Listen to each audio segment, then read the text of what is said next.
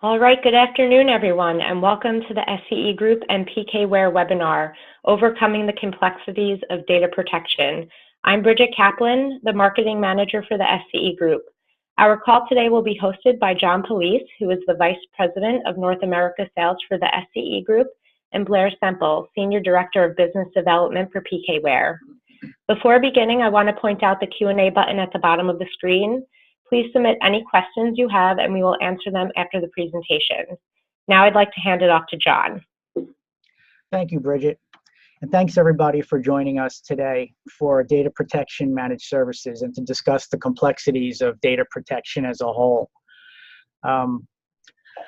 Want to just go into a little bit of just data protection and the information age and where we are today as we see things in the landscape. So if we look back before the last 10 years, data protection was done in a different manner.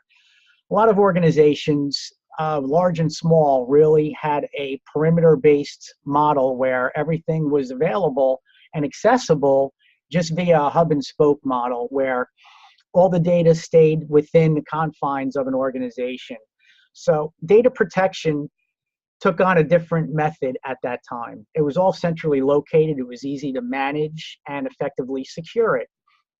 Today, we look at the world as it is now with the internet, and it has brought on a lot more in an agility and a flexibility on how data is transferred and communicated throughout organizations today, and how operations are managed through companies and how businesses are built.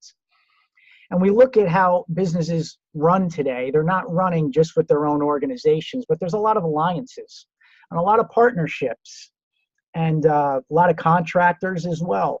Now, when you look at that landscape, there's data that needs to be communicated and passed and transferred through a lot of different groups.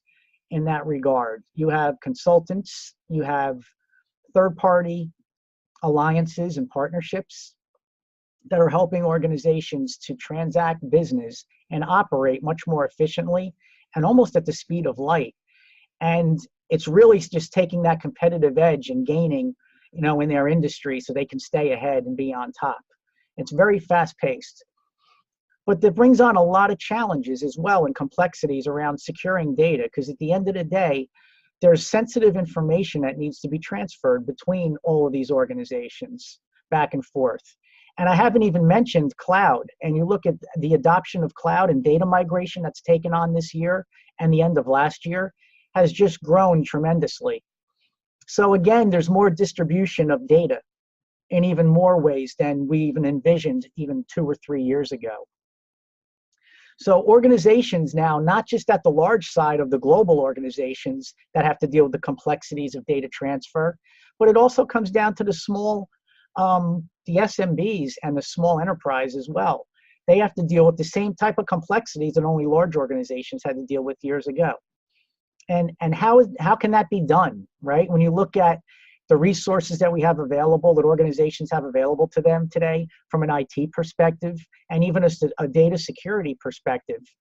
We see the shortage of full-time employment and subject matter expert resources in the marketplace that make it very demanding and challenging to be able to even bring these people on and be able to support security and data protection, internally. So with that in mind, we decided to work with PKWARE and partner with them with their best-of-breed technologies and our process and our people to put together a managed service that could be delivered not only to a large organization but to any company out there, large or small, that has to deal with the challenge of protecting data today. And that's what we're here to talk about with everyone. Get the slide to move here for a moment. There we go. Sorry about that. So if we look at the basic fundamentals of security, if there's anything we've all been taught is no matter how much security we have in an organization, no matter how mature, they're only as safe as the weakest link in that organization from that perspective. And that's something that we've known for a long, long time. And this is what organizations are challenged with tackling day in and day out to stay ahead of. But you also have to quantify risk and quantify security as well. in the event of a breach or a risk or something like that, what type of dollar value is there on that's associated with that? We've seen this in the newspapers years and years now. The amounts of money, millions and sometimes can be close to billions of dollars of money that has been due to the risk of breach and malware and the attacks that have happened. And I just break down into these tiles just a couple samples of some of the most common industries, if you will, dealing with the cost of a data breach. And I bring in healthcare and also the financial services markets as samples. So the first tile shows $408 is the cost of a breach per record in the healthcare industry today. Electronic medical records have taken on a huge risk by taking things from paper files and putting them electronically and then sharing them over the internet has created a great deal of risk and a lot of value to those records on the dark web when they get into the wrong hands. We've seen the same thing for many years now from the global financials as well. And there's a per capita cost of a data breach of about $206 in that industry. So definitely there's a level of money involved here to justify the reasons behind the security and the protection that's needed for data today. But just take away from just the cost value of it, we can quantify those as we did based on the records. But when you look at the last tile, this is more about reputation and confidence. And that's very difficult to put a price tag on. And we look at this, the percentage of consumers that say most companies actually handle the personal data very responsibly is 1 in 4.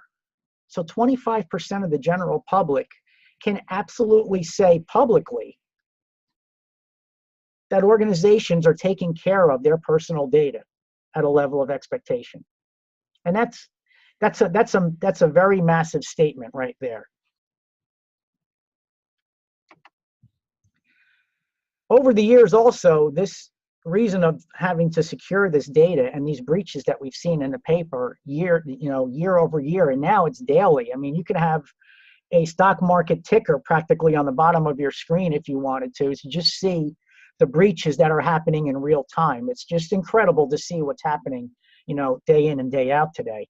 And this has brought on the regulators to get involved because they need to govern and protect us and the general public as best as they possibly can and make sure that the organizations out there that have our personal property, if you will, that they're doing what needs to be done to protect it at a means that's acceptable not only to us, but to the governments as well and around the world.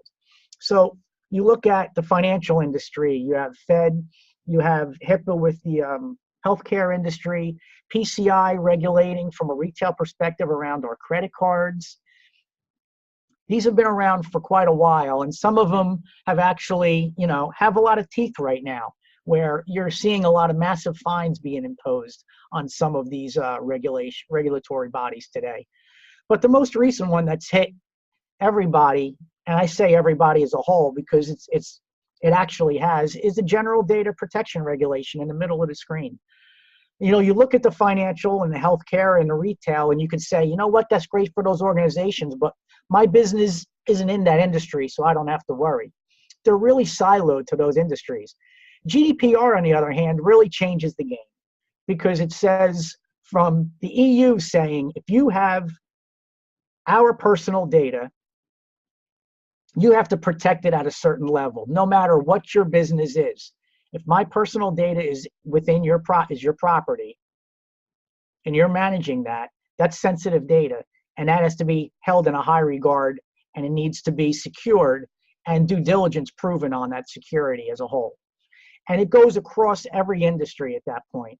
So look at your small organizations and startups today. You go out, you decide on a plan, a business plan, you build a business, and the first thing you do is you put up a website and you start your business like everybody does in this new time today.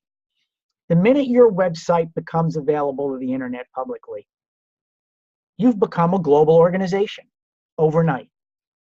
And with that, you're tied to general data protection regulations. Think about that. So now you have the complexities And you have the responsibility with those two complexities of securing sensitive data and making sure what's sensitive and taking care of it and proving that due diligence, or there's going to be fines imposed. So if you look at this slide and the one before, one comes at it at a security perspective, and this comes at it from a regulatory perspective. And the reason I show these two is because when you talk about us and you that are on this call, on this webinar, you're dealing with the challenges from an operational perspective in your jobs. From a security perspective, you need to justify to your organization, to the leadership, why you need funding to support the protection of data, to better secure data for the organization. And you need to quantify that risk, which is what we did in the last slide. You need to show a good, hard, fast dollar amount to the leadership and the board so that that justifies the means for them to provide funding and approve funding to enable you to better protect that company and their data. So that's an upstream conversation. When you look at it from a regulatory perspective on this slide, that conversation is inverted. It's completely changed now. Now it's the board coming down to the operations people, to us, and saying, you know what, we have these regulations that we need to adhere to, and I, as a board of director or a leadership on council, need to sign the dotted line saying that we're doing everything possible to meet this regulatory requirement from a due diligence perspective to secure that data. And if that's not the case when I'm audited, I'm personally liable as well as the company is liable, and fines can be imposed. So that changes the game from a funding perspective especially. This is now the board coming down to us and saying, what are we doing about this? Because I have to answer for it. And they're looking for answers and results right away. So funding becomes available, but we need to do something now, which puts a lot of stress and pressures on us. It's kind of a double-edged sword. So let's go through the complexities of building a data protection program. So we start out by looking at the first thing that needs to be done. Before you can invoke any type of program for a data protection or data security, you first have to discover where your sensitive data is. Now, that data is going to be, like I said, distributed in nature. It's going to be, maybe you're leveraging a colo in your organization. There's a third party that has your unstructured or structured data in their colo location. Maybe there's other alliances and partnerships you have with third parties to provide a service to you, need access to sensitive data, so it could be distributed there. There's also the mobile workforce, which, by the way, when you think mobile workforce, you think sales, but that's no longer the case today. Many organizations outside of just the sales team have part-time work from home hours. So this means they're taking their laptops, but even more concerning, they may be having some of that data on their personal desktops in their homes that not just they're using, but other people in the family have access to. So you need to understand where the data is first. Once we've understood where the data is, it's distributed and how it's distributed and transferred, the next thing we need to do is when we look at that sensitive data, we need to understand what types of sensitive data are we dealing with in our company. There's many different variations of that. There's merger and acquisition data. There's intellectual property. There's also PCI regulated data when it comes down to credit cards or personal identifiable information, which could be driver's license, social security numbers, things of that nature. And then there's electronic medical records. There's healthcare information in the history from an electronic medical record. Each different type of sensitive information that I've just brought to an example carries with it a different set of policies or a policy in order to classify, in order to invoke a protection or security around that data. So we have to classify and categorize the data once we've found it. The next thing we need to do, once we've classified that data and we've built policy around those classifications, we now have to understand how are we going to control the access to that data. But more importantly, let's break down that access from an internal perspective and also an external perspective. We have to, how are we going to handle that? as we classify that data, who has access to it, read access, modify access. And is that access, was the change, is the policy different to access that data externally as opposed to internally in my organization?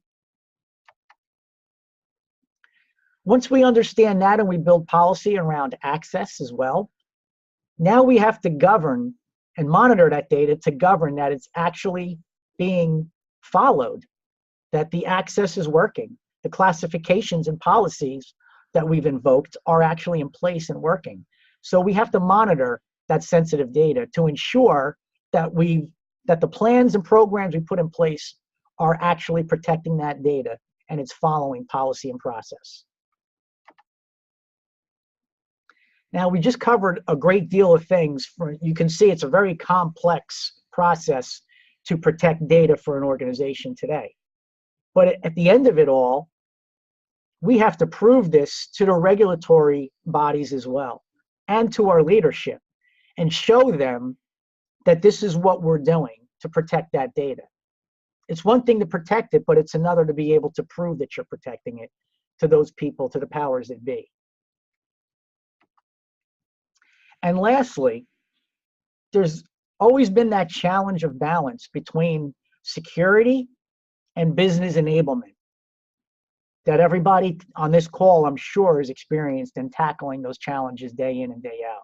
So how do you go about making sure that data is protected according to all of these bullets that we've just discussed, but also making sure that that is as seamless as possible so that it does not negatively impact the organization or the operation from a performance perspective?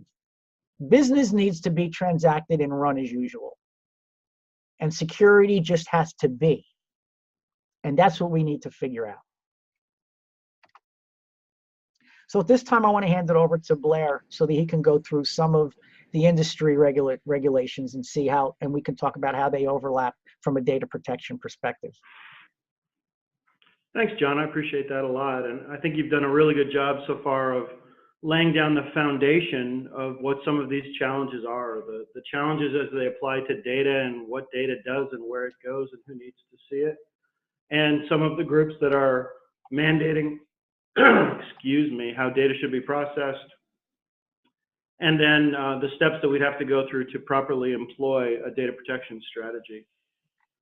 We didn't intend in this webinar to give you an education on these various compliance regulations, but I wanted to highlight a couple things from 3 of them that really reflect, I think, the nature of what regulatory compliance means to you and to your data. The first example is PCI, the payment card industry. So this is for anybody who processes or holds credit card information. I think if you look at the fundamental requirements, you'll see that they're around, first of all, protecting cardholder data and preventing account numbers from exposure. Makes perfect sense. We've all seen all the headlines and lots of examples of how data's been compromised. But it's also interesting that it goes into a couple other aspects. One is safely transmit cardholder data when it's sent across the network. And John talked about the internet and how the internet enables so much connectivity and capability, but it also certainly creates risk. And specifically also calls out ensuring cardholder data is never sent in unencrypted emails. I think part of what is interesting to me when I look at those requirements is, while there are things that apply to a piece of data, it also does have some impact on the way that we protect that data. So if, as an example, we use encryption, which is obvious as one of the solutions to some of these PCI requirements, if I encrypt a drive and I store the data on the drive, that probably helps me to a certain extent with 1 and 2, but it's not going to help me if I transmit that cardholder data over a network or if I send it via email, because it's the drive that's encrypting the data. So it really indicates an awareness of the requirement for things like data-aware protection, where I'm actually protecting the data and that protection moves with the data wherever the data goes, versus simply protecting the place where the data lives at any moment in time. If we look at the next example, again, this is focused more on HIPAA and therefore the healthcare industry, but you can again look at the big blocks of what you're required to do. Ensure that private healthcare information always remains protected, okay? Securely exchange with authorized parties. In the healthcare industry, it's very important that we have the ability for one organization to share patient data with another organization, but to do so securely and make sure that it's only shared with authorized individuals. Prevent fraud, hacking, and other threats to PHI. So a big part of that involves both release of sensitive data, but also managing the integrity of the data, making sure someone can't tamper with it, go in and change a test result, etc. And prevent intentional or accidental violations by insiders. I personally have been involved in information security for longer than I want to admit out loud. I think 22 years now. When I first started talking to people, breaches were almost all, like 80, the original stats when we had them were 80% of breaches were caused by insiders. Didn't necessarily mean malicious insiders. Could just be somebody who clicked the wrong button at the wrong time. I think we've seen that landscape change now. There certainly is a lot more adversarial attacks from the outside, but making sure that protection applies to data in such a way that users can't intentionally or accidentally do things to release data is something that's still a fundamental information security requirement. And you can see that's called out here for HIPAA. And if we go to the last one, GDPR. So John talked a little bit about GDPR. I think GDPR is interesting because a lot of people would perceive GDPR today as a European regulation. John gave an example of why that's not entirely true, because it applies to citizens of the EU, and anyone who does business and holds data on a citizen of the EU is subject to GDPR. You can see what some of the requirements are. Encrypt personally identifiable information, make sure that account numbers are protected when they're stored. Enable the right to be forgotten is something new. That basically says if I have a relationship with an organization, they're holding my personal information. When I sever that relationship, I have the right for them to forget me. And what that really means is have them get rid of my data so that it's not hanging around anymore. And the last thing is the concept of implementing data protection by design. Having the switch turned on at the beginning so that data is always protected, not having it be a switch that has to get turned on to protect the data. Those are some of the specific GDPR requirements that exist from the EU today. I think one of the things that's really interesting, though, is we're starting to see these GDPR-like requirements flow throughout the world. Here in the US, several states are looking at their own versions of GDPR. There's a little bit of talk of a federal regulation around it. We're seeing other non-European countries and groups of countries look at deploying and enforcing these kinds of regulations. The other thing that John didn't really touch on, which I think is really interesting about the EU implementation of GDPR, is traditionally we've seen things like rigid fines. You know, this happens, you get fined X amount of dollars. GDPR in the EU regulations is also very interesting that it's tied to the revenue of your company. So the bigger you are as a company, the bigger your fines can be. And that just, again, reinforces how important it is for everyone to look at these characteristics of data protection and ensuring that they deploy it to sensitive data. Now, what I'd like to do is just take a couple minutes and give you a few examples of some use cases that things like the Data Protection Managed Service can deploy. If you go to the next slide for me, John, and you can go ahead and start doing the build out. Basically, I'm going to give you some examples. Without actually doing a demo, we're going to give you some PowerPoint demos. But I wanted just to make sure that we're all on the same page.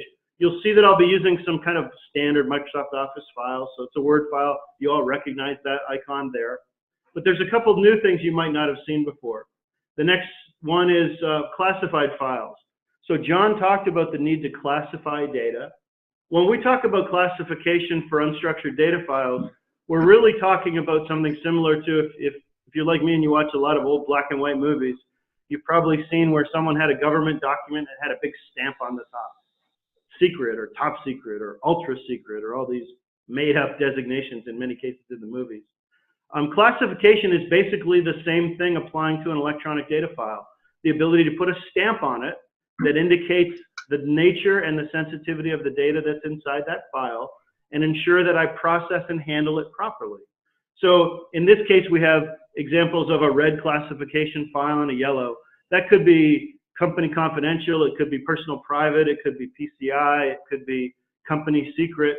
The concept, though, is simply that you can define for yourself the classifications that are required for you and your data. And when a file has been classified, the user sees a visual indication, just like that rubber stamp, to indicate what's in that file. The next one that you might not have seen is an encrypted file. So in this case, this is a Microsoft Word file, but because of that addition to the icon, the SmartCrypt Shield, that tells me that the file has been encrypted. So now I know visually by looking at it that that file has been encrypted and is safe. And in the last example, we just combine those. So here we have an example of an encrypted file with the red classification tier on it. And you're going to see these files as I walk through the use cases, but I just wanted to be sure that you understood it. One thing though that this, if you just hold on 1 second on that slide, John, for me, if you don't mind. The one thing that this really does make clear is one of the points that I made earlier. When I apply a classification tag to a file, that's going to move around with the file. If I copy it to a USB stick, or if I upload it to the cloud, or if I email it, that classification marking goes with the file. Equally, if I encrypt a file, well, it's the file that's encrypted. So if I copy that file to a USB stick, or I email it, send it to the cloud, copy it to my home computer, some of the challenges John described earlier, the encryption is going to move with the file. And I think that's a really fundamental part of what we're going to talk about with the Data Protection Managed Service, that we're securing the data much more than we're securing the thing the data lives on or the wire the data moves across. And it enables a much greater set of capabilities to protect that sensitive data when we protect the data itself. So now we can go ahead and look at a couple examples. And again, these are fairly simple examples, but I just wanted to give you a couple examples of things you might be able to do with the Data Protection Managed Service. In the first case, if you have a data classification policy, wouldn't it be really interesting if you could generate a report that says what users have certain classified data on their laptops or on their workstations or on their home computers? So in this case, you'll see we have a Microsoft Word file. We've designated it personal private. We could set up a policy that says, go check every user and report every instance of a personal private classified file on those users' machines. If you build this out, John, we'll actually see the report's going to say, in this case, there's a user named Blair Semple. We found a file with that classification tag on his device, and we'll report on it. And we can therefore take action. The action might simply be to say, okay, we understand and this is acceptable, or it might be to say, we need to do something about this, and I'll give you some examples as we proceed of other policies where we could actually take action on this. In the second use case, really simple case again, wouldn't it be great if we were in an organization that processed credit card data, if every time a user stored a piece of credit card information on their workstation, on their desktop, on their laptop, that file was automatically classified so it could be managed properly and encrypted to ensure that it was secured. So in this case, we'll see we have a Word file. Inside that Word file is just some text. There's no credit card information in there at all. If the user for some reason was to type in a credit card number, you guys can capture this if you want. It's not a real credit card number, but it looks like one. And save that file, then that file will automatically be saved, then be encrypted, then be classified. It takes place without the user doing any extra steps. The user didn't save the file and then say, oh my goodness, I should prepare this file properly. The user saved the file, and the system said, we have a policy that says if this user stores a credit card info in a file, we should encrypt and classify it. And that took place automatically. My next example, again, is credit card related, but remember this could be any type of data. Wouldn't it be great if any time that we had sensitive data on a user's workstation, we quarantined the original file and then we redacted out the sensitive information? Now my example here is a credit card again, to give you the flow for what happens, but I've got a file, it's got credit card numbers in it, the user saves it. Well, that original file is copied into a quarantine location where it's locked up. The original file is opened up. The credit card numbers are redacted, or at least the middle 6 in this particular case are redacted. And the file name is changed to have the same name but got redacted on top of it. This is a really popular use case we're seeing more and more, where you can actually run through every user's device, and if you find sensitive information that should not be on the device, you can quarantine it off the device and then redact out the sensitive information. And if the user was to type in another credit card number and save it, that would automatically be detected again. The file would be quarantined, the new file would be quarantined, the new file would be opened up, the credit card redacted, and the file would be saved again. Again, in all these cases, I really want you to understand that the user isn't doing anything extra. The user is simply doing their job, saving a file, and the system, based on policy, is making decisions about how to handle that file. The last example is, again, another simple one, but let's say we had an old project. We didn't want users carrying around data relating to that old project. Wouldn't it be great if we could just get rid of it? Well, in this particular example, we have an old project called Hydrogen Tiger. We could define a policy that says anytime you see data about Hydrogen Tiger, you should just delete it. And I'll be honest with you guys, the first time I saw this use case, I was a little skeptical. I found it hard to believe that organizations would just go around deleting data off of users' computers.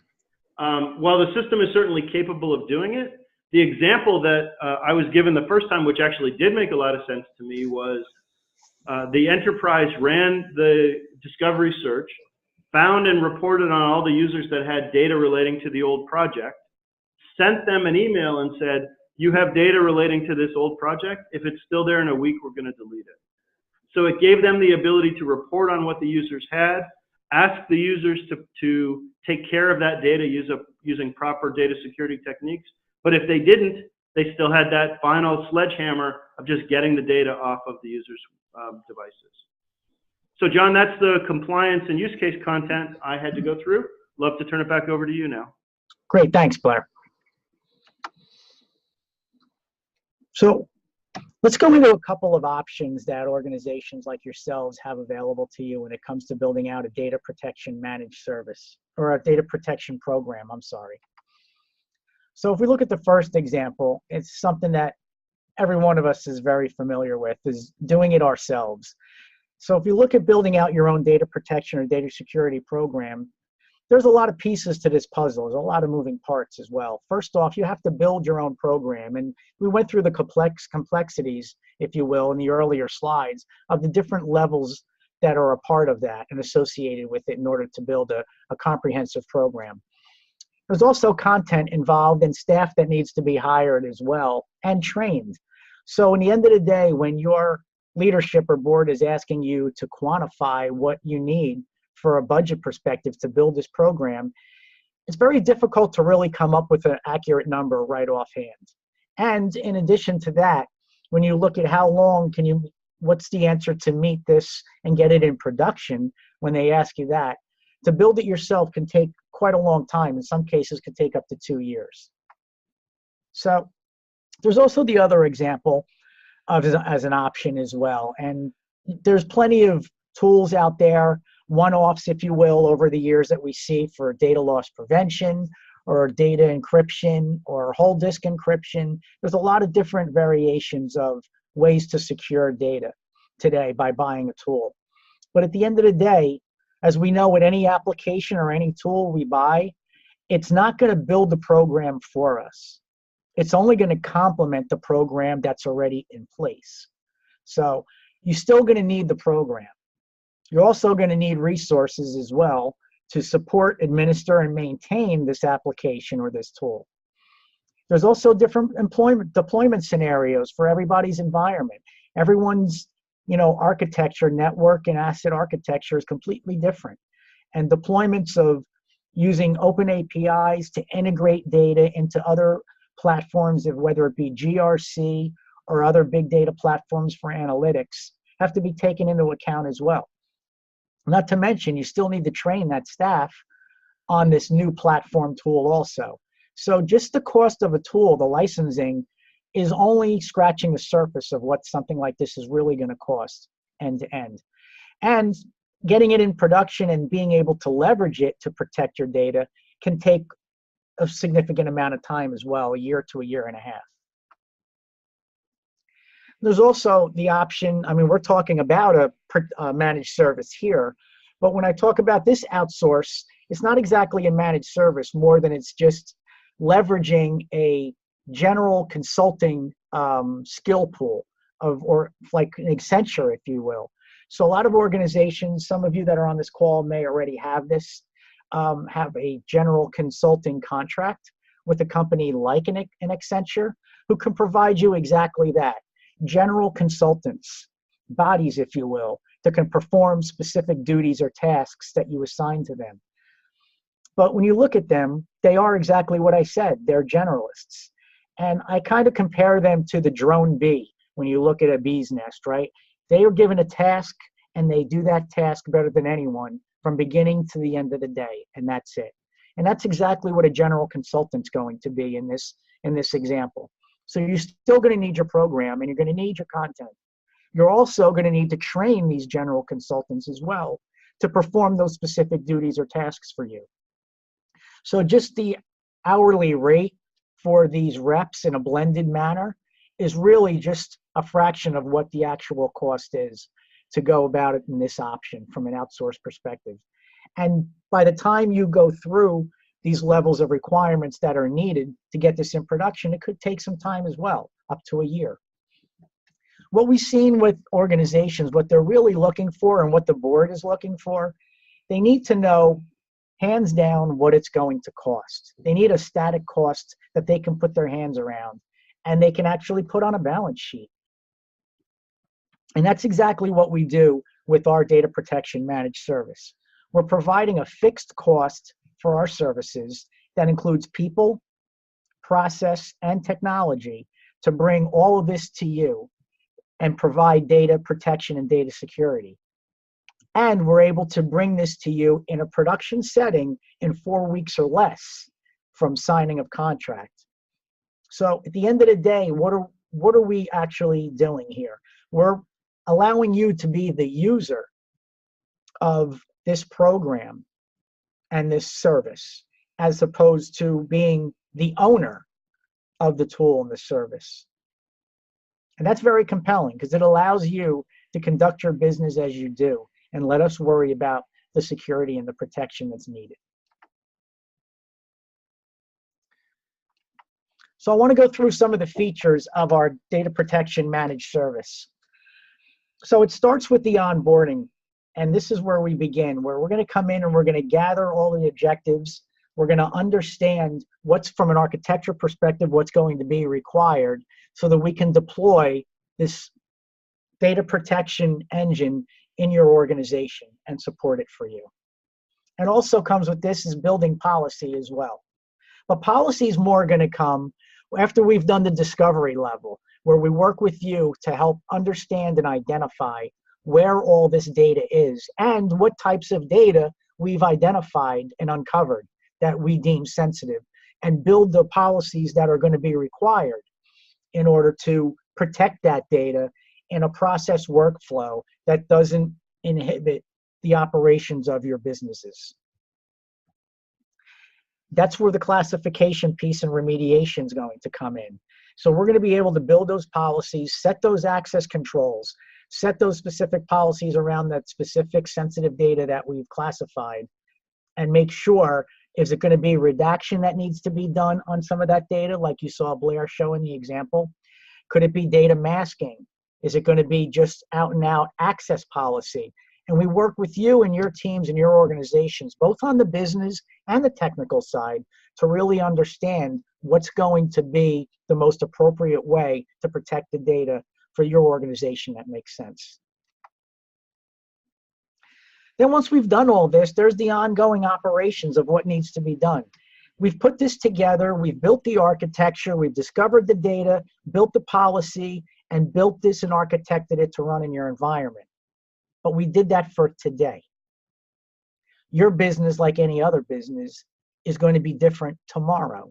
It's going to grow. It may grow organically. It may grow through acquisition. Things are going to change. Technology is going to evolve.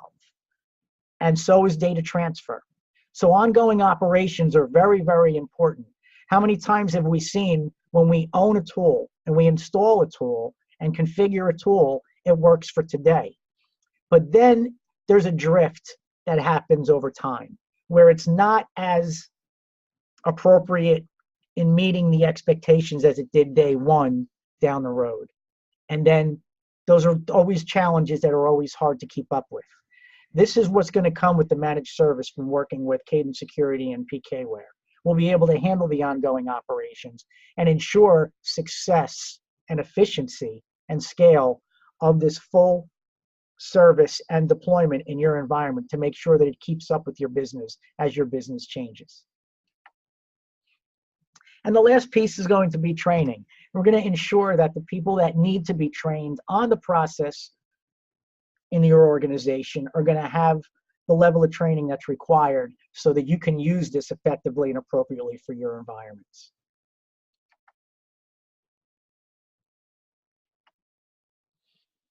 So let's go in a little bit more about the managed services itself. So there's really 3 areas of our managed service. I kind of covered a lot of them on the recurring part on the last slide, but this is just to give you another example of those areas that we're going to work on for you. So from a recurring perspective, there's the service management, there's the updates and upgrades to the platform itself. There's also that policy management and maintenance to make sure that not only it works today, but those policies are managed and effective tomorrow as well. And then there's also that break fix, that end user support, that you have business people in your organization that may run into a bottleneck or a limitation or something that we need to step in and help. We're going to be there to be able to reach out to us and provide that, in an immediate fashion to you and your teams to make sure that we can handle anything that happens from that perspective from a support area. There's also going to be reporting that's going to be delivered in a consistent fashion as well. There'll be the monthly report analysis, and we'll also do this in a quarterly and annual basis as well. So you'll have an idea and a way to see exactly how the governance of the data protection is actually working. Where is the access? Who's accessing these files? And is everything being done according to plan? And is the data protected? You'll have the ability to see that in a consistent fashion.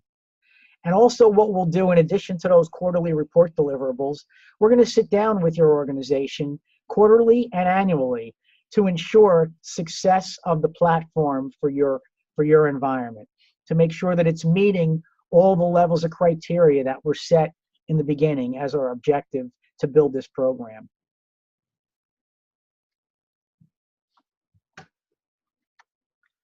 So at this time, I want to turn it back over to Bridget and see if anyone has any questions. Hi, yeah, we got 2 questions. The first one was for Blair. It is, you described some use cases, deleting files, marking out 6 digits on credit cards, etc. Are those the only use cases supported?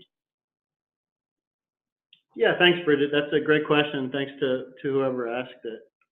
It's sometimes hard in an environment like this, so I tried to give you a couple simple examples. I think the best way I can answer that question is to tell you what a policy actually looks like within Data Protection Managed Service. Basically, what a policy says is to what user should the policy apply. In other words, a policy could be universal and apply to everyone. It could only apply to a certain division of the company, a certain functional role, all the way down to a certain individual. Maybe we don't trust Blair very much, so we're only going to make this policy apply to Blair. So the first part of a policy is to who does it apply. The second part of the policy says what type of data should we look for. And it comes preloaded with things like credit card numbers and social security numbers and healthcare diagnostic codes. But you can also build, or the service can build with you, a very specific set of things that you wanted to search for if there were things unique to your organization. Then it says, where should we look for them? So you could say, only look for them in the documents folder, only look for them in their Microsoft OneDrive folder. So you can specify where to look. So we've said, to who does it apply? What should we look for? Where should we look for it? And then the final thing is, and what should we do if we find it? So that could be, in the examples I gave, it could be reporting, it could be deletion, it could be encrypting a file, it could be classifying, it could be opening it up and redacting. Basically, anything can be done as an action. It just needs to be specified as part of the policy. So I guess the short answer to the question, Bridget, is no, that's not all you're able to do in terms of use cases. And the longer answer is you basically define the who, what, where, and what you should do based on what you find. Okay, thank you. And the last question we got was, what is the pricing structure for the service? How would you charge us? John, you want to take that one? Yeah, great. Thanks for that. So let me go into that for you. So it's an operational expense, and it comes into It's an annual or multi-year contract vehicle. It's all inclusive of the managed service that includes the platform and everything rolled into one specific contract, and it's done by the user. We break it down into a scalable model of users from as small as about 500 user organizations to the large global organizations. So it's very flexible and it's very scalable, and it's all inclusive. So there's no breakout of platform purchase and then services or anything. It's not a distributed model. It's a full all-inclusive model from a contract perspective. Great. Well, those were all the questions we got. So thank you, John, and thank you, Blair, and thank you everyone for attending today's webinar, Overcoming the Complexities of Data Protection. We will be following up independently to hear your feedback and gauge your interest. So thank you guys again for joining, and have a great day. Thanks, everybody. Yep, thank you.